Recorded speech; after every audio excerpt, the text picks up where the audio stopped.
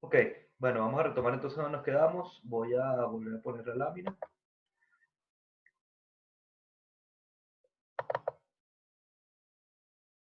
Ok, entonces, estábamos hablando de los aspectos de la Convención Internacional de Venta de Mercancías y concretamente en el punto de algunos aspectos que difieren de lo previsto en el derecho interno venezolano y concretamente en lo que implica la resolución extrajudicial o de pérdida de derecho como posibilidad que tienen las partes frente al incumplimiento de notificarle a su contratante de que consideran que el contrato está resuelto y por supuesto quedará pues de mano de las autoridades judiciales de las demandas que puedan haber determinar pues los daños y perjuicios o las responsabilidades que puedan existir de esto.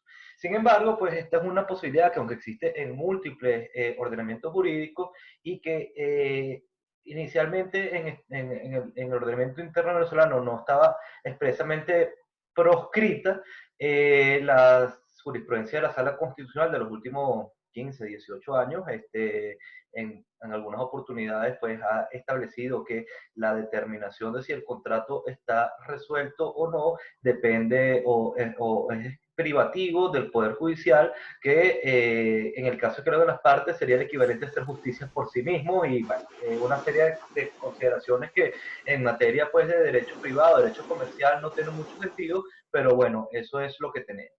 Ok, otra circunstancia que vemos en esta convención que es radicalmente distinto a lo que está previsto en el derecho internacional o según lo que ya hemos visto, es por ejemplo en el caso de la ausencia de determinación de precio. Como ya hemos visto en clase anterior, en una compraventa, bien sea civil o mercantil, la indeterminación del precio y ni siquiera determinar o establecer unos mecanismos de determinación implican que el contrato es nulo por faltar elementos esenciales a su validez, a su existencia, perdón. Entonces, en este caso hay una norma de la convención, no puse el número de artículo aquí, pero creo que está hablando del artículo 40 o por allí va, en el cual se establece pues que cuando las partes no hayan fijado un precio ni medio específico de determinarlo, se entenderá pues que es el precio corriente en el mercado para esas mercancías. Ojo, distinto a la regulación que ya vimos, porque las partes pueden establecer dentro del derecho interno como forma de precio el que esté establecido en el mercado. Y en ese caso existe un contrato válido. No en el caso de que ni siquiera se haya hecho esa mención. En cambio, en la compraventa internacional de mercancía, en una idea pues de propender a la regularización del negocio jurídico, se dice, bueno, en el caso de que las partes no hayan dicho nada al respecto de esto, se entenderá pues que se quisieron referir al precio equivalente o el precio natural que existiera en un mercado en un momento determinado. ¿Ok? ¿Qué no regula la convención? Aspectos de estado y capacidad de las personas, ni sobre existencia, validez o nulidad de los contratos. Bien, me parece aquí que se pausó el screen sharing. Déjame ver qué está pasando aquí.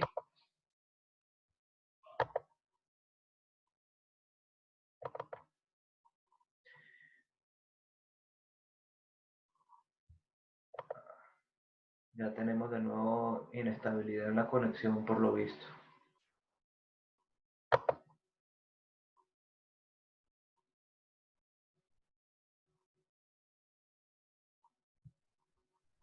Ok, por favor avísenme si están viendo la presentación o no. Creo que no, pero No, profesor, no se ve. vamos a ver. Creo que cuando baja un poco el ancho de banda, se ve pausa esto. Voy a quitar el video y voy a dejar nada más en la pantalla a ver si así mejora.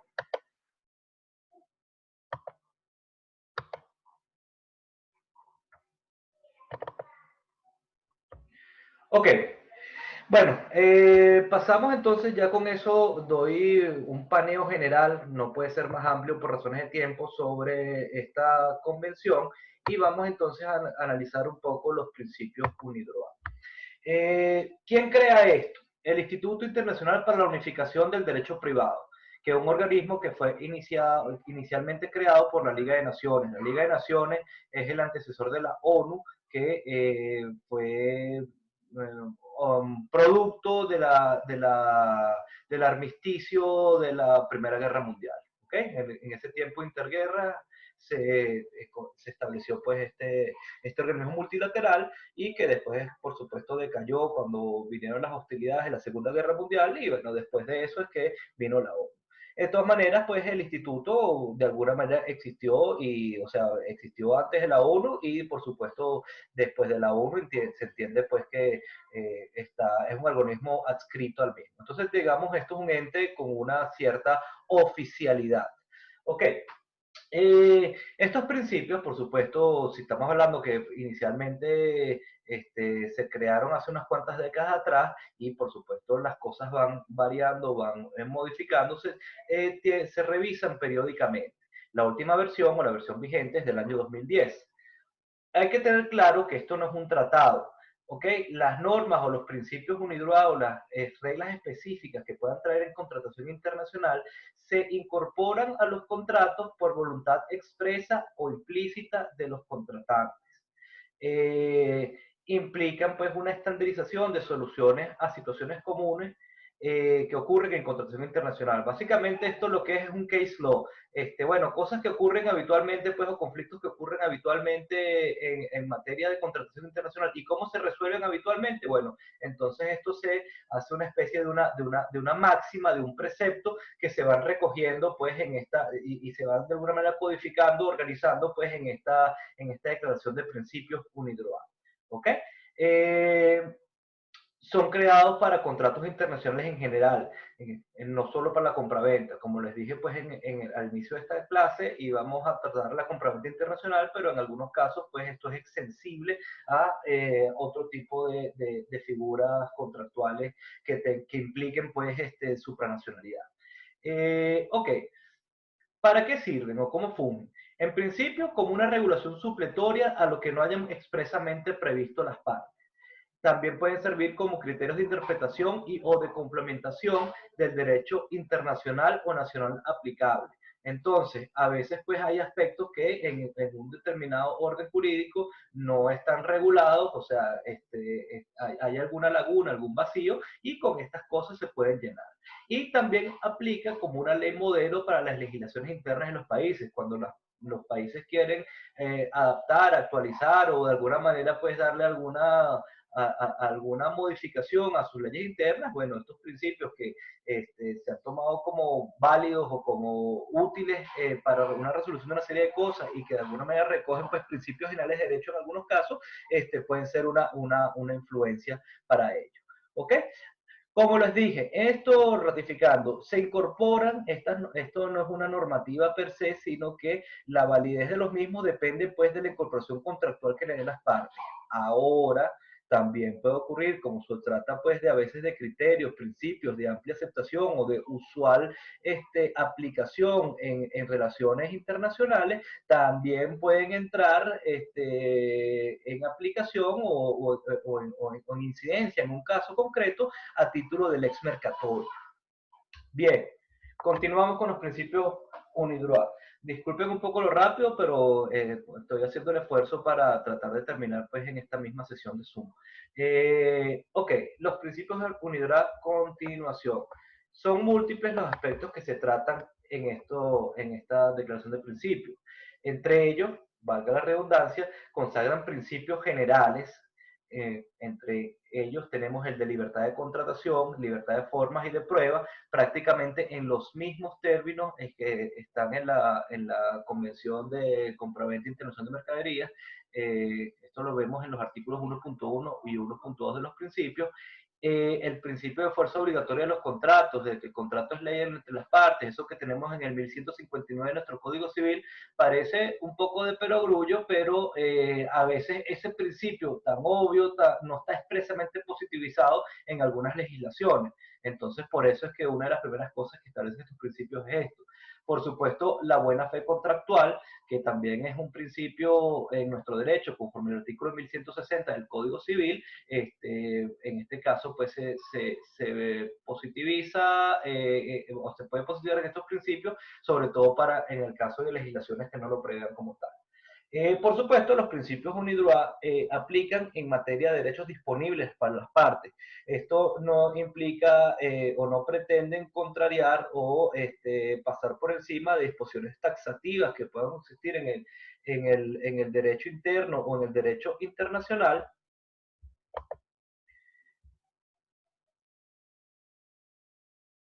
Y, por supuesto, tampoco implica pues que una violación o pretender una violación a normas que sean de expreso orden público, ¿ok? De orden público interno o de orden público internacional. Los principios, pues, cuando las partes los asumen en sus contratos, pueden ser empleados de forma total o con ciertas exclusiones. Tú puedes agarrar y establecer específicamente cuáles son los principios que quieres que regulen tu situación jurídica Porque o algunos o cuáles no. Dígame. va demasiado tener que salir a las 9:30.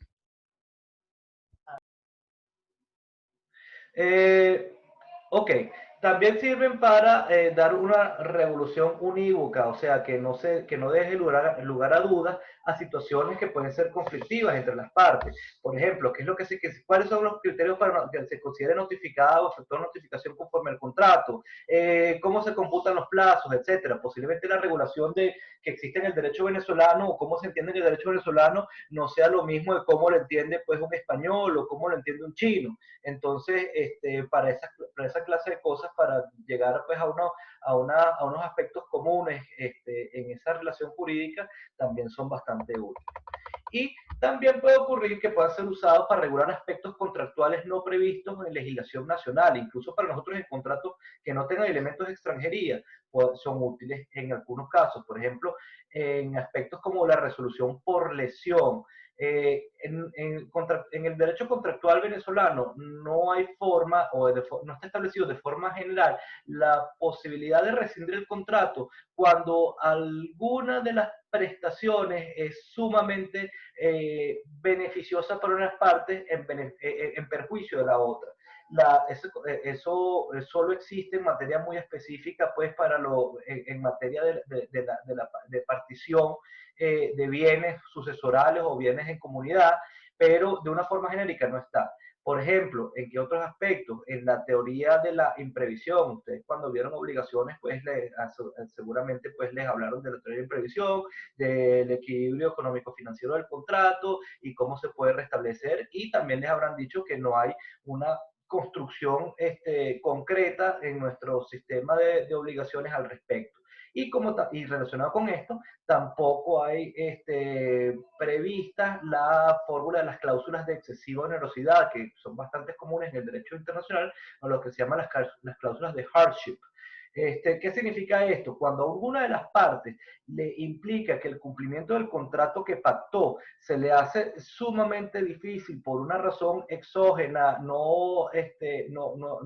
exenta de su voluntad, no imputable a la parte, entonces pero lo que no es configurable como un caso fortuito, una fuerza mayor que implique pues la extinción de las obligaciones, lo que puede llegar pues por supuesto por intermediación o bien de acuerdo entre las partes, pero o a veces por intermediación pues del órgano jurisdiccional, es a establecerse una recomposición del contrato para restablecer ese equilibrio económico financiero perdido. Bien, entonces, ¿qué les quiero decir con esto? Hay aspectos puntuales en materia de los principios UNIDROIT que pueden ser útiles no solo en el derecho internacional, sino también para suplir deficiencias o cosas que no están previstas en el derecho interno, al menos al menos en el derecho interno venezolano. Bien, ok, con eso pasamos de los UNIDROIT a los Incoterms. ¿Qué significa Incoterms? International Commerce Terms. ¿Ok? ¿Quién elabora esto? La Cámara de Comercio Internacional. ¿Qué es la Cámara de Comercio Internacional? Un organismo privado con sede en París, que agrupa pues gremios de comerciantes inicialmente nacionales franceses, pero que por supuesto es un organismo de amplia tradición y amplia reputación y pues tiene no solo pues asociaciones comerciantes franceses, sino es un poco, se ha convertido a través de los años en algo bastante más amplio.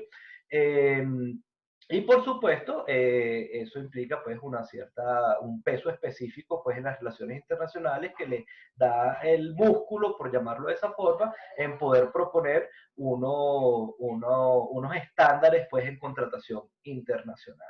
Ok, entonces, estos estándares o el propósito inicial para llegar a estos estándares ha sido los International Commerce Terms, cuya primera versión es del año 1936 y, al igual como ya vimos con los principios UNITROIT, están sometidos a algunas revisiones periódicas y en los últimos años ha sido más o menos regular de que cada década cuenta con su nueva versión de los Incoterms. Tenemos ahorita una recién salida del horno, que es del año 2020, que tiene unas modificaciones bastante puntuales a los Incoterms anteriores, que eran la versión 2010, y bueno, la versión antes de los 2010 era los Incoterms del año 2000. Al igual que ya hablamos en materia de los principios de UNIDROIT, esto funciona por incorporación. Las partes voluntariamente recogen la previsión de los Incoterms en su convención, pues en su negociación. Entonces, estamos, por supuesto, pues en el caso también del soft law o de esas leyes blandas. Esto implica pues que el término, pues el Incoterm, normalmente están, el acrónimo de cada uno de estos términos son 3 letras. EXW, FCA, etc. Nada más con la incorporación de ese término dentro del contrato, las partes le están dando, es como si estuvieran escribiendo una serie de obligaciones estandarizadas específicas y que se entienden que son parte integrante del contrato y por supuesto de obligatorio cumplimiento. Los Incoterms también se han llamado o pueden ser entendidos cláusulas de precio. Sin embargo, esto no es porque regulen la obligación de pago del comprador ni nada que tenga que ver con eso, sino que las Incoterms son tendientes a regular o establecer, distribuir en cabeza del vendedor o el comprador o las obligaciones esas adyacentes a la compraventa internacional, pues el pago de tarifas, impuestos, emolumentos, los costos de transporte, si hay que adquirir un seguro, toda esa clase de cosas, y que por supuesto en la medida en que el vendedor asume algunas de estas obligaciones, el costo o el precio final de venta va incrementándose. ¿Ok? Entonces, por eso es que también se ha hecho cláusula de precio. De alguna manera es la regulación de cuáles son las obligaciones del vendedor o del comprador y en la medida en que cada quien asume estos riesgos y estas obligaciones, el precio puede ser uno o puede ser otro. Por supuesto, es más barato para un vendedor entregar su mercancía en la puerta de su fábrica y que el comprador se encargue de todo lo demás que quiera hacer con ella, que hacer, por ejemplo, lo que conocemos ahora como una venta puerta a puerta, pues de que yo le compré algo a cualquier lado, en cualquier lado del mundo y no tengo que preocuparme por nada relativo a ese contrato de compra-venta hasta que llega a mi casa, que mi única obligación específica es pagar. ¿Ok? Evidentemente así me sale más caro que de otra forma. Por supuesto, al igual como ya dijimos en materia de principios UNIDROIT, son creados para el comercio internacional, pero pudieran tener aplicación en el comercio nacional o en espacios, mercados comunes, pues la Comunidad Económica Europea, el Mercosur, la CAN, donde a pesar de que, o sea, es un mercado económico común y donde implica justamente que no hay derechos de exportación, algún tipo pues de normativa o que implique pues una salida, una nacionalización, una exportación de mercancías como tal, en algunos casos, sí son ordenamientos jurídicos que pueden ser distintos en otros aspectos o son territorios distintos. Pero los efectos de esto se entiende pues que es comercio igual que el nacional, pero pueden aplicar los Incoterms. Y en el caso pues de nosotros, por ejemplo, ese ejemplo que les puse en la grabación anterior del barco que sale de Puerto Ordaz a Maracaibo, pudiera tener pues establecido también alguna figura de regulación a través de Incoterms, por ejemplo. Ahora bien, realmente, ¿qué es lo que regulan? ¿Cuáles aspectos de la compraventa internacional regulan los Incoterms? Son, en general o en grandes rasgos, 4 aspectos. La entrega de mercancías. O sea, establecen el dónde, el cómo y el cuándo se da cumplimiento a la obligación de hacer tradición de la mercancía. ¿Quién es el que tiene la obligación de hacer tradición o entrega de la mercancía? El vendedor. En algunos términos, o sea, en algunos de estos Incoterms, la entrega de mercancía es directa al comprador o a quien éste designe, y en otros casos la transferencia es indirecta. O sea, se entiende que se ha entregado la mercancía cuando se le entrega al transportista o al cargador. Van a ver en los Incoterms que el término cargador a nivel general se entiende pues que es el transportista o la persona en general responsable de hacer el tráfico de esas mercancías hasta su punto de llegada. Ok, la transmisión de los riesgos. Entonces, en todas estas operaciones que pueden ser complejas, pues pasa tiempo, hay territorio por medio, hay una serie de circunstancias que hay que cumplir. ¿En qué momento de esta operación se trasladan los riesgos de la cosa del vendedor al comprador? Esto, los diferentes términos tienen unas soluciones que son distintas, y que las partes pueden entonces establecer cuál es la que más les conviene. En la distribución de gastos, la distribución de cuál parte le corresponde el pago de gastos de transporte, seguros, aranceles. Ok, aquí a grandes rasgos tenemos que efectivamente pues el transporte de las mercancías de un sitio a otro, eso evidentemente genera un costo. Si se establece un seguro, el pago de esa prima genera un costo. Los aranceles, tarifas, etcétera, que pueden existir en un estado para, por ejemplo, obtener un certificado de exportación o un certificado de origen o esa clase de cosas, implican el pago de unos impuestos y al mismo tiempo un trámite que alguien tiene que hacer, etcétera. Pues impuestos de exportación que puedan haber, impuestos de importación que puedan haber, esa clase de cosas. Entonces, eso también está regulado en materia de Incoterms.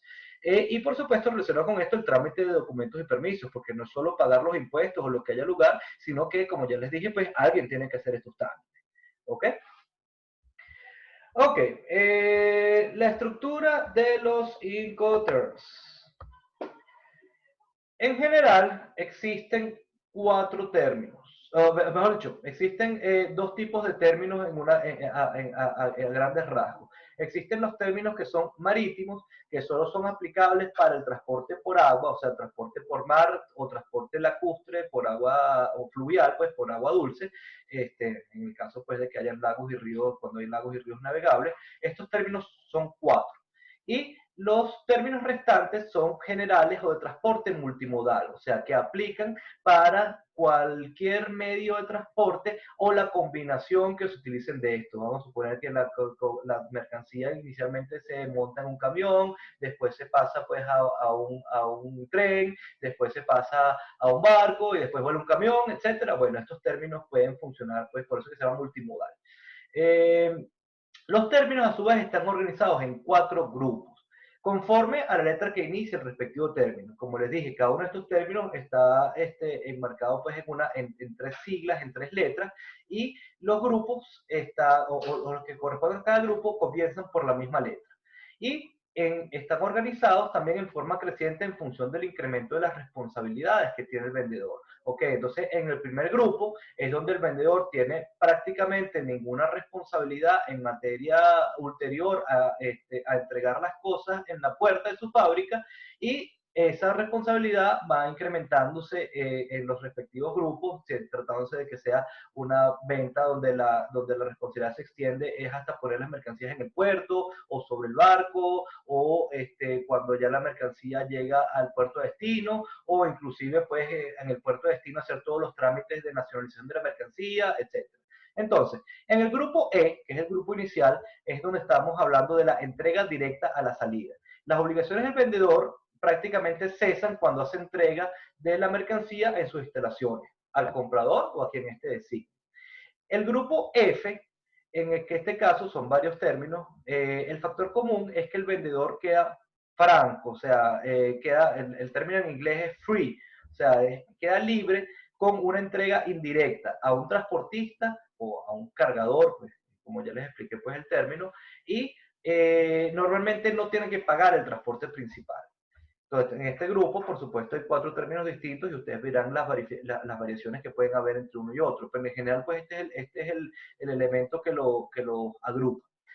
En el grupo C, el pago de costos de transporte por el vendedor. Entonces, en este caso, la responsabilidad del vendedor puede ser nada más cuando entrega pues, en el muelle o al transportista que sea, pero tiene ahí cesa sus riesgos, pero el costo del transporte pues, le corre por parte de ese vendedor. Y mientras que el resto de las cosas y de ahí en adelante corren por el comprador. Y el grupo D, las obligaciones del vendedor cesan en destino.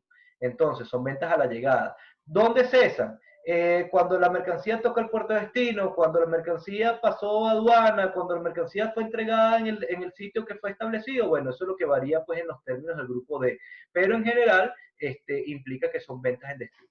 Si se fijan a los efectos mnemotécnicos, se los puse así. El grupo E es entrega, el grupo F es el grupo franco, el grupo C el grupo de costos y el grupo D el grupo de destino.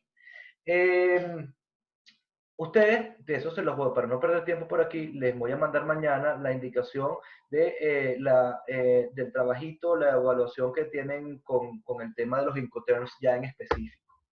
Ok, eso nos lleva pues al último punto de la sesión de hoy, que tiene que ver en materia de conflictos de jurisdicción y ley aplicable. Ok, entonces, hemos hablado que si bien no es únicamente lo que delimita la existencia de una compraventa internacional, es el domicilio de las partes o la nacionalidad de las mismas, es habitual pues que estas partes tengan domicilios distintos y por ende un estatuto personal distinto. Adicionalmente a eso, pues aparte del tema del domicilio, puede ocurrir que los elementos de extranjería que el contrato, que pueda tener un determinado contrato, lo vinculen con distintos territorios, distintas jurisdicciones, por elementos distintos al domicilio. Puede ser porque el lugar de celebración del contrato, el lugar que se estableció para la entrega, o digamos el que las propias partes se han puesto de acuerdo. Entonces, como ustedes saben, porque muchos de ustedes, y creo posiblemente todos estén viendo DIP ahorita, básicamente las herramientas que trae esta rama del derecho pretenden pues determinar el derecho aplicable en una relación que tenga pues varios elementos de extranjería. ¿Qué es lo que pasa con esto? A veces, pues, las soluciones que puedan venir conforme al DIP, en base, pues, al uso de las normas de conflicto, etcétera, y todas estas cosas, puede ser que ni siquiera fue lo que las partes visualizaron que iba a ocurrir o no o aplican o terminan siendo una solución no deseada por las partes. Por lo cual, o sea, lo ideal, en primer plano, pues en contratación internacional, lo ideal sería que las partes designen de mutuo acuerdo cuál es el derecho sustantivo aplicable a su relación. Por supuesto, esto puede hacerse cuando se trata de derechos disponibles, cuando no estamos hablando pues de que haya orden público de por medio, estado de capacidad, esta clase de cosas, ¿no? En relaciones jurídicas que están dentro de la figura de la autonomía de la voluntad de las partes. Ahora bien, a veces esta determinación se hace difícil porque, por ejemplo, si yo soy venezolano y estoy contratando con un francés, posiblemente él va a decir que, o sea, que el derecho aplicable a la relación quiere que sea el derecho francés y yo voy a decir, aunque el derecho francés puede ser muy bueno, no lo conozco y de preferir, yo prefiero el mío, el derecho venezolano. Ojo, pudiera ser más bien lo contrario, pudiera ser que llegue el derecho venezolano con control de cambios, con regulación de precios y con todas estas figuras, no me interesa ni de broma, pero diga tampoco quiero que sea el derecho francés porque no lo conozco, pues, preferiría que fuera regido por el derecho estadounidense o el derecho del estado de la Florida o el derecho, no sé, de México, ¿ok? Entonces, a veces, pues, ese arribo al derecho sustantivo aplicable no es tan fácil. Las partes tienen diversas alternativas. Pues remitirse al derecho interno del estado del domicilio o de nacionalidad de alguna de las partes, o el de un tercer estado, como son el ejemplo que les estoy poniendo, remitirse a la lex mercatoria. De hecho, por ejemplo, si nos vamos a los principios UNIDROIT, te dice que cuando las partes se refieren a que su relación será regida por la lex mercatoria, se entiende que están haciendo referencia a, entre otras cosas, los principios UNIDROIT. Y, por supuesto, también en materia de derechos disponibles, las partes pudieran estar hablando de que prefieren resolver sus cosas, sus aspectos litigiosos, por vía de la equidad. Ok, ¿estamos claros hasta aquí? ¿Alguna pregunta antes de ir para la parte final de todo esto? Ah, profesor. Bien, entonces estamos claros. Ok, entonces, estas situaciones, digamos, ásperas también se pueden producir en materia de determinación de jurisdicción o en el aspecto objetivo, pues ya no solo cuál es el derecho aplicable que va a regir la relación, sino quién decide o a través de qué mecanismos y herramientas se deciden o se dirimen los conflictos. ¿Ok?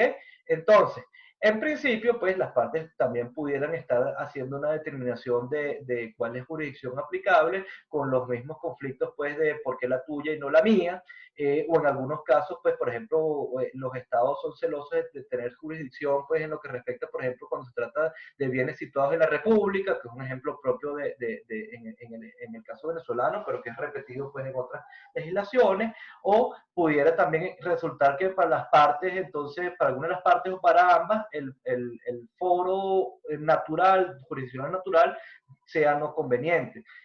Vamos a estar claros que, volviendo pues al ejemplo de Venezuela, si estamos hablando de obligaciones en divisas y una serie de cosas así, de entrada, ahorita se supone que hay una cierta libertad, pero creo que nadie en su sano juicio pretendería resolver un conflicto comercial de este estilo conforme al entorno jurídico, político, económico venezolano. Entonces, pues puede ocurrir que en algunos casos la solución de derechos no privado también para la jurisdicción sea no necesariamente un conveniente.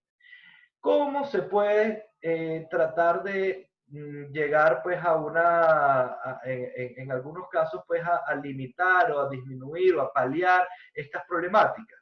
A través de la figura del arbitraje comercial internacional. Por supuesto, seguimos hablando del campo de los derechos disponibles, ¿no? ¿Por qué? Porque implica una transnacionalización del litigio, tendiente a impedir las ventajas que puede significar a una de las partes ser un contendor en su ámbito local.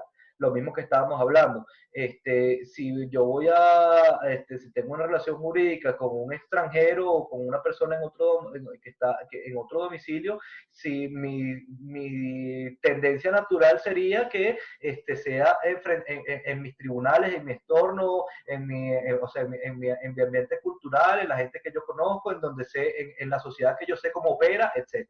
Entonces, si nos vamos al arbitraje, no necesariamente pues esas ventajas que pudieras conseguir por ser el local en tu entorno, las vas a tener. La configuración de un tribunal especializado en materia comercial. Jurisdicción ordinaria, aquí y en muchos lados, tiene que ver pues con cualquier cantidad de cosas, inclusive cuando hay una jurisdicción especial comercial o mercantil, trata con cualquier cantidad de aspectos de derecho mercantil y no necesariamente con aspectos concretos de derecho comercial, pues en materia pues de arbitraje, como hay la posibilidad de que las partes elijan pues a quienes van a configurar, cuáles son los árbitros que van a configurar ese tribunal especializado, se puede llegar pues a poner unas personas que tengan un conocimiento realmente profundo de la materia, ¿no? También el caso del arbitraje cuando las partes no han determinado cuál es el derecho aplicable, el arbitraje te puede dar una determinación más o menos objetiva conforme al DIP o a esas reglas de conflicto, etcétera. ¿Por qué? Digamos, la tendencia natural de un funcionario judicial, sea venezolano, chino o ruso, siempre va a ser decir que su derecho nacional es el que aplica y que la jurisdicción de su país es el que aplica. Digamos, es un tema de formación, de prejuicios, orgullo nacional, una combinación de muchas cosas, pero habitualmente eso es así. En el caso de un arbitraje, si tienes, por ejemplo, uno o tres árbitros que son de un tercer estado, que no tienen ningún arraigo cercano con el acervo cultural o nacional que tenga alguna de las partes, eso no da una mayor garantía de que la determinación de cuál es el derecho aplicable va a ser independiente, ¿no? Y la otra ventaja que tiene es una estimación confiable de los costos y tiempos de resolución del litigio. En general, en estados más o menos corruptos, el tema de cuánto dura un litigio o cuánto cuesta frente a la jurisdicción ordinaria es algo que de entrada es muy difícil saber. Por supuesto, en un estado sumamente corrupto como es el venezolano, eso es inclusive peor, ¿no? Pero la ventaja pues es que en materia pues de arbitraje habitualmente pues hay unos reglamentos, hay unas tarifas de cuánto cuestan, de cuánto es el costo de los árbitros, de cuál es el costo del tribunal arbitral. Bueno, las partes por supuesto pueden determinar cuál es el costo de sus abogados, y aparte también hay unas normas específicas de tiempo en cómo se va a llevar ese proceso, y que habitualmente se cumplen con un criterio un poco más estricto de que a veces los lapsos procesales. Entonces, un laudo, hay una obligación de sacarlo en 6 meses, ponte que se extienda a veces hasta un año, pero uno, aquí en Venezuela, por ejemplo, no sé cuánto dura un litigio, pero en general, pues, frente a cualquier país, la jurisdicción es una gran interrogante de cuánto pueda tardar en la resolución de algún conflicto intersubjetivo de intereses, ¿no?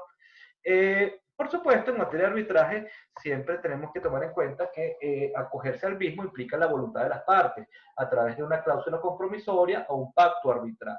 ¿Ok? ¿Cuál es la diferencia entre una y otra? En la cláusula compromisoria, el pacto arbitral está una vez íncito ya en el contrato, y el pacto arbitral como tal es cuando se hace un contrato posterior, o hay un acuerdo posterior para llevar ese litigio al arbitraje. En la práctica, pues, el compromiso arbitral puede venir una cosa u otra y no hay mucha diferencia sustantiva.